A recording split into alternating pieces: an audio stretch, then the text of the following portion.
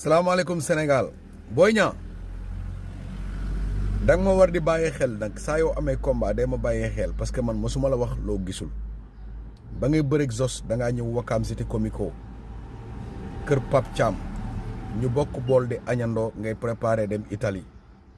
ma ne la booy bëreeg Zos bu arbitre sifflé daanoo ko ci arbitre bi mu sifflé dootoo ko daan parce que bu ngeen dellu si waatee kersaam day dañ Zos bu arbitre sifflé day am kersa loolu jàll na tey yaa ngi ni yàgg rëg-rëg la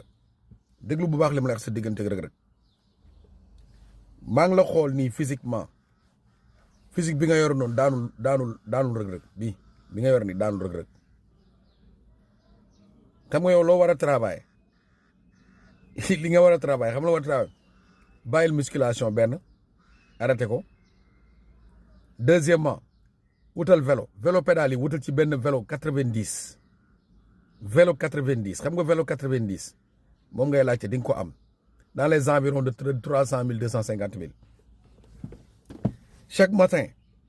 dawalal le minimum benn 40 kilomètres boo ñëwee nga def endurance boo xam ne 1 heure de temps ngay cukki déglu li ma lay wax de boo paree le soir boo nelawee ba ngoon ba nga yeewu le soir nga dem defi contact bëre rek ngay travailler sa cardio contact bu nekk ak intensité bëre ba nga fay am boo ko defee di nga mën a daan rëg-rëg mais boo ko deful volume bi nga andi ni doo daan rëg-rëg parce que rëg-rëg dafa jóge ci benn compétition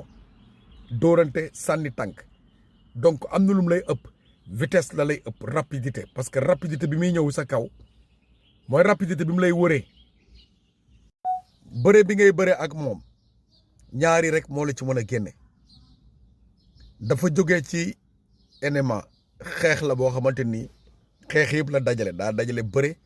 catch karaté kung fu taekwondo lépp mu ngi ci biir arts martiaux yi muy def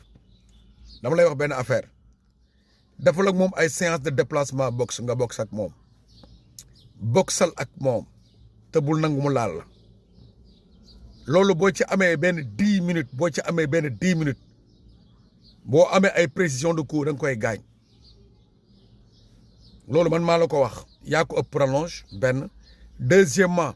su fekkee ne ci wàllu boxe gënu la cee xarañ daa demoon compétir rek yaakaar ne peut-être boxe bi am na ci benn affinité non li ma lay wax deuxième bi nag mooy xam nga lan bul jéem a mukk forcer benn yoon boo jàppante ak moom nga koy jéem a forcer maanaam nga jël benn nga jàppoon benn ngembam wala nga jàpp fenn ci moom nga ne da nga koy for jaay doole lu amul technique daanul rëg-rëg pour ma wax la looy def rek na fekk mu doon technique pour nga daan ko ñaari daal boo ko defee génn ci combat bi wala boo ko deful moom da lay yóbbu à l'usure moo tax ma ne la nga dem entraîner vélo waxuma vélo yi ñuy fixé de vélo yi ñuy pédale di dawal nii di dem yooyu ngay jël maye sa anaarok teggi lépp dindi biir bi ventral bi sa biir bi couronnement bi am diggante sa biir bi sa dënn bi ak sa cuisse yi lépp teggi ko na dëñ boo ñëwee ak moom rek day am problème